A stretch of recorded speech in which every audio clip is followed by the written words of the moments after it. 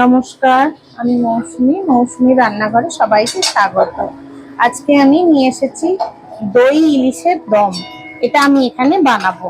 সেই জন্য প্রথমেই আমি ইলিশ মাছগুলো কেটে ধুয়ে রেখেছি। নিয়েছি পেঁয়াজ বাটা, আদা বাটা, রসুন বাটা, কাঁচা লঙ্কা চেরা, নিয়েছি টক দই এবং ফেটিয়ে রেখেছি। এখানে টক দইটা ফেটিয়ে রেখেছি। নিয়েছি লবণ, নিয়েছি হলুদ, লঙ্কার গুঁড়ো, হলুদ গুঁড়ো আর গরম মশলা ফোড়নের জন্য, গোটা গরম মশলা। আমি কড়াতে সর্ষের তেল দিয়েছি। তেলটা গরম হলেই আমি আর দেবো ঘি, একটু দেবো। তেলটা গরম হলেই আমি এখানে গরম মশলাটা ফোড়ন দেবো।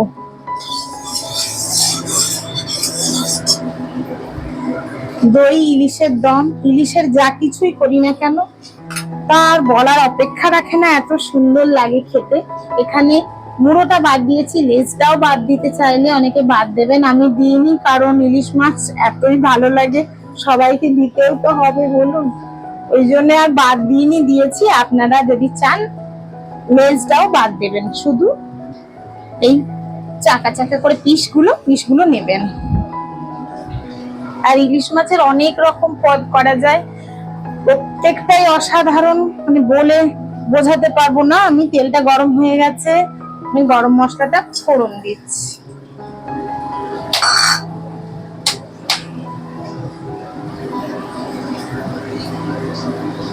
খুব সুন্দর লাগে, অপূর্ব লাগবে খেতে। এটাও তো একটা দারুণ দারুণ সুন্দর রান্না। আরো অনেক কিছু হয়, জানি না কতগুলো করতে পারবো। ইলিশ মাছের যা দাম। এবারে আমি দিচ্ছি পেঁয়াজ বাটা।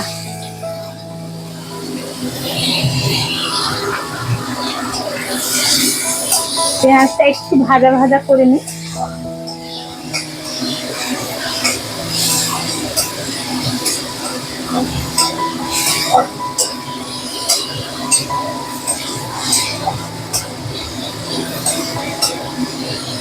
এবারে দেব আদা রসুন একসঙ্গে দিয়ে দিলাম।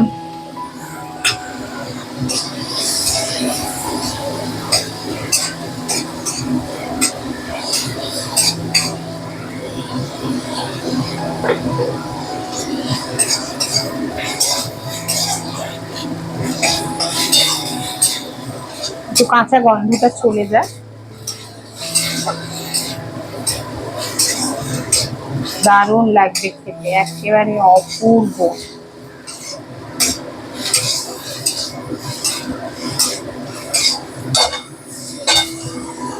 এবারে আমি দেব হলুদ গুঁড়ো, লঙ্কা গুঁড়ো।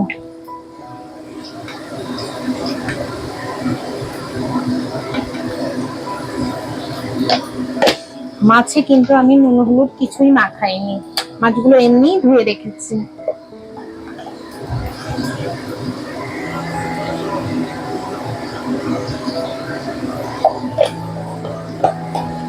আর দেব লবণ।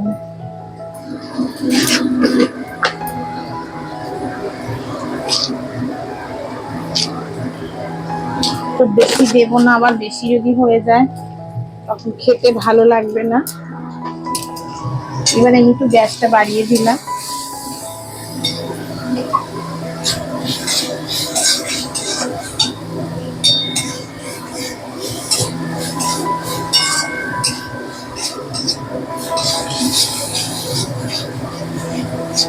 এবারে কাঁচা মাছগুলো এখানে দিয়ে আস্তে আস্তে করে একটু নেড়ে নেব।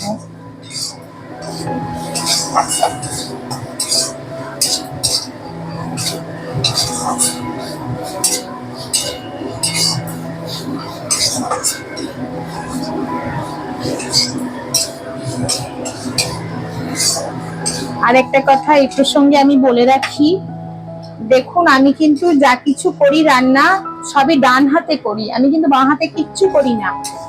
এখানে ক্যামেরাতে মনে হয় আমার ডান হাতটা বাম হাত আর বাম হাতটা ডান হাত, অনেকে এটা ভেবে ভুল করছেন। আমি কিন্তু লেফট হ্যান্ডার নই, আমি রাইট হ্যান্ডার, আমি ডান হাতেই সবকিছু করি। যেমন আয়নার সামনে দাঁড়ালে মনে হয় ডান দিকটা বাম দিক, বাম দিকটা ডান দিক, এটাও তাই, আমার ক্যামেরাটা পজিশনটাই এইভাবেই রাখা হয়েছে, আমার আর অন্য কোনো ভাবে রাখার উপায় নেই। তাই ডান হাত আর বাম হাত একটু ভালো করে দেখলেই আপনারা বুঝতে পারবেন আমি কোন হাতে রান্না করছি।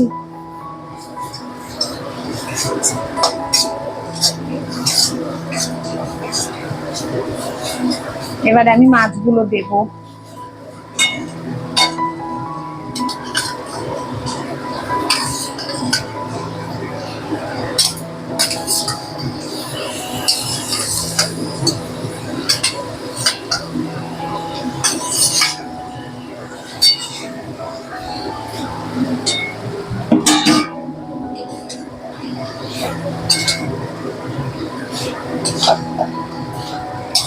একটু সাবধানে, যদিও কাঁচা মাছ তবুও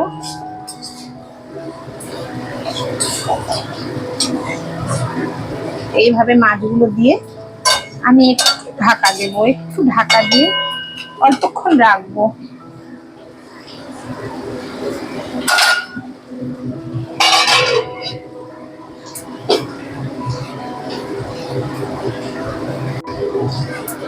দেখি মাছটা কতটা কষানো হয়েছে।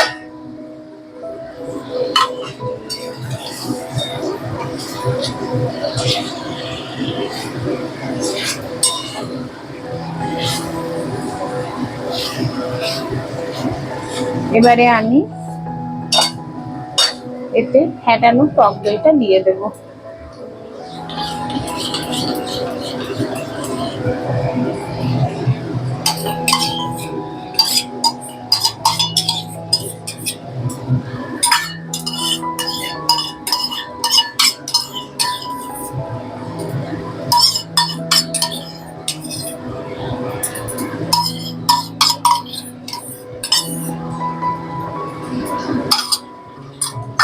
আর দেব কয়েকটা কাঁচা লঙ্কা,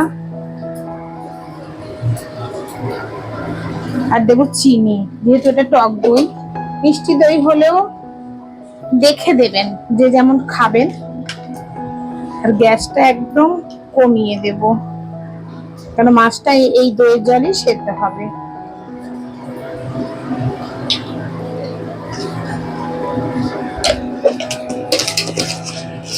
রং তো এখনই যা হচ্ছে সুন্দর, আর আমার কিছু বলতে হবে না, আপনারা দেখতেই পাচ্ছেন মাছের রং। কি আর বলবো, এবারে মাছগুলো খুব সাবধানে নাড়তে হবে, ভেঙে যাওয়ার ভয় আছে।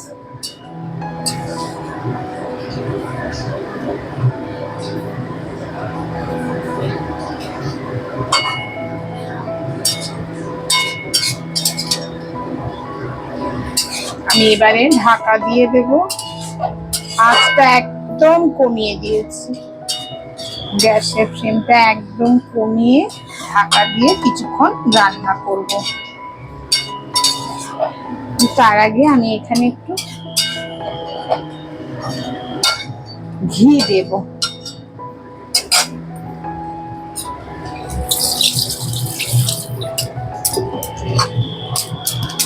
ঘি দিয়ে ঢাকা দেব।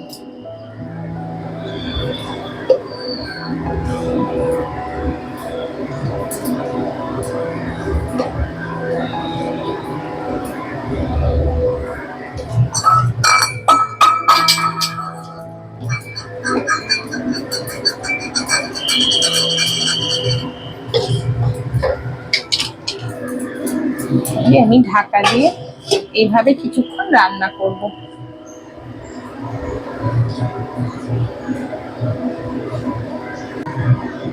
দেখি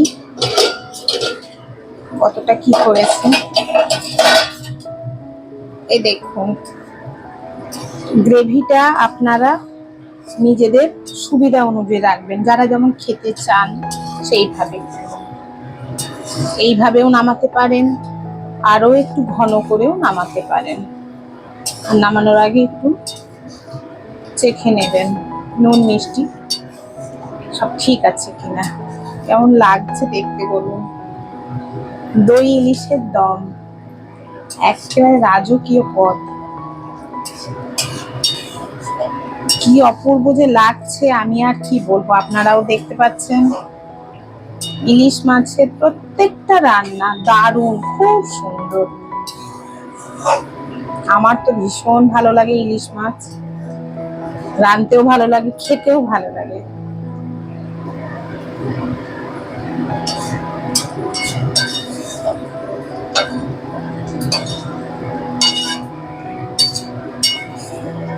মাঝে মাঝেই ঢাকা খুলে আপনারা একটু দেখে নেবেন তলা ধরে যাচ্ছে কিনা। যতই হালকা আঁচে থাক তবুও তলা ধরে যেতে পারে, একটু দেখে নেবেন। পুরো একেবারে তেল ঘি ভেসে উঠেছে।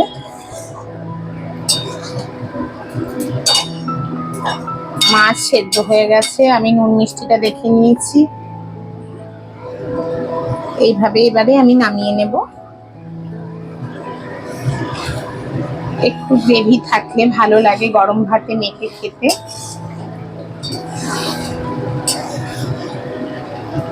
একেবারে গরম গরম ভাত আর এই রান্না,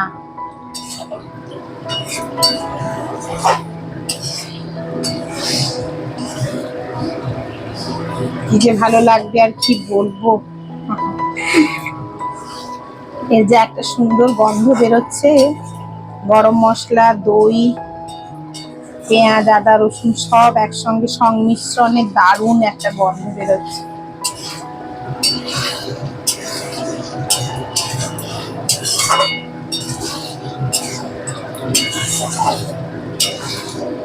বেশি ঘাঁটবো না, আবার যদি ভেঙে যায় মাছগুলো, ভয় করছে। এটা তো তেল ভেসে উঠেছে, তেল ঘি দিয়েছি, ঘি ঘনই হয়ে গেছে বেশ। এই পর্যায়ে আমি গ্যাসটা বন্ধ করে ঢাকা দিয়ে 2 মিনিট রাখবো, তারপরই পরিবেশন করব। তাহলে আজকে আমার হয়ে গেল দই ইলিশের দম। আপনারা অবশ্যই অবশ্যই বানাবেন। আজ আসি তাহলে, আবার দেখা হবে পরবর্তী ভিডিও। নমস্কার।